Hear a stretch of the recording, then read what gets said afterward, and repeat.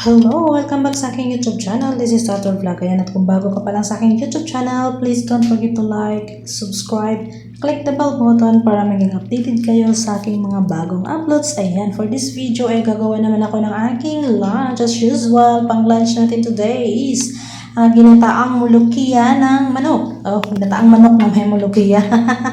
Basta yun na yun. So, ayan, gisa ko na yung ating sibuyas at atin lang palambutin. Sinunod ko na yung kamatis at saka yung baloy. No? Ginisa-gisa lang natin yan. So, hindi ko siya masyadong lutuin yung ating loy at saka sibuyas. At saka yung, hindi.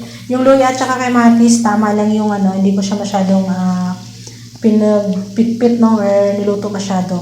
Mas masarap pa rin na may makita tayong pula-pula mamaya sa ating niluto. So, ayan, sinunod ko na yung ating manok. Ipa-drain lang natin yung niya, dugo. So, gisa-gisa lang natin yan. Mikos-mikos lang natin saglit. So, ayan, kasi yung mulukiya kasi, or saluyot tawag sa amin, nakabili sila ng 2 pack. Tapos marami kasi yung isang pack. Isang pack lang ang nagamit ko. And then, ayun, guys, nasayang naman na bago na kasi yung niya, yung dahon. So, tinanggal namin yung luma and then kinuha namin yung okay pa na pwede pang gamitin and then pinaghati namin 2. So, ayan, no? Kaya meron kaming niluto na naman ngayon. So, ayan, gumamit ako ng patata. Dinagdagan ko ng patata. Gisa ko yung patata para may naman yung patata mamaya. So, first time ko makaluto ng ganitong luto ng manok dito. So, yung gumamit tayo ng chicken wings, takpan lang natin ng 1 minute para maano lang yung patata. So, ayan, no? Natanggal na talaga yung dugo niya. So, dagdag na tayo ng tubig and pakuluan lang natin ng mga 5 minutes.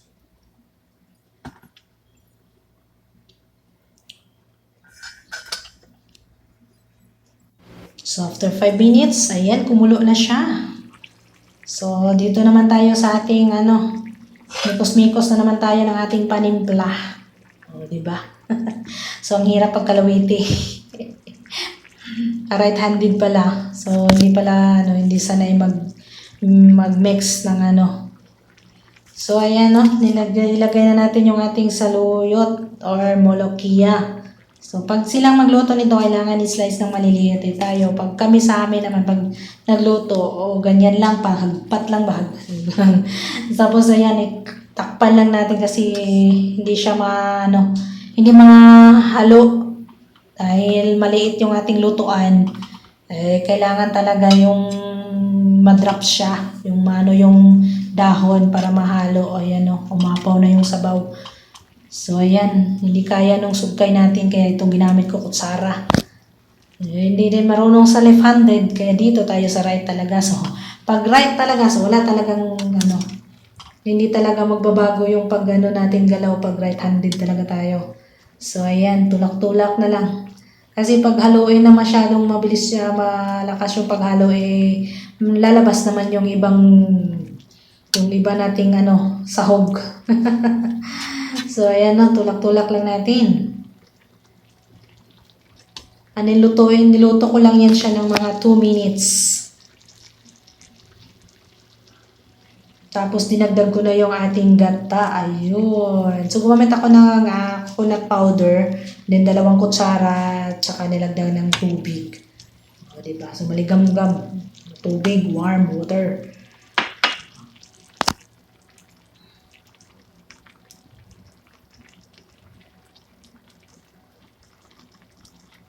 So, paghaluin lang natin hanggang sa matapos. Ayan, kung nakaabot ka man sa video na to, please paki-comment naman kung saan lugar umabot ang ating luto for today. O, diba? Okay.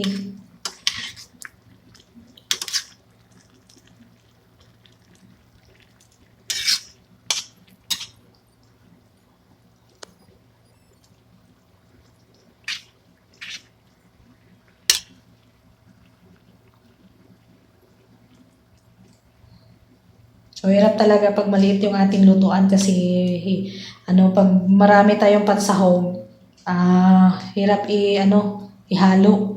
So, ganyan na lang ginawa ko, ganyan ako pag maliit yung lutuan. Minsan, pag hindi talaga kaya, manghiram ako sa gamit nila. Pero pag kaya naman dito sa lutuan natin, okay lang, tuloy-tuloy pa rin, walang susuko. So yan, tinakpan ko yan siya ng 2 minutes pa. So ayan, ready na siya. Ready na naman ang ating ginataang manok na may mulukia. Ready na yung ating lunch for today. So may budget na naman tayo for 2 days nito. So ayan, mapapa-only rice na naman ang person nito. Wala na naman yung diet. Dili uso diet. Uso ang diet pag walang pagkain, no? Pero pag merong pagkain, wala talagang diet. Tara na, let's eat! Thank you so much sa inyong panonood at sana hindi kayo magsawang suportahan ng aking YouTube channel. Please don't forget to like, subscribe, click the bell button para updated kayo sa aking mga bagong upload.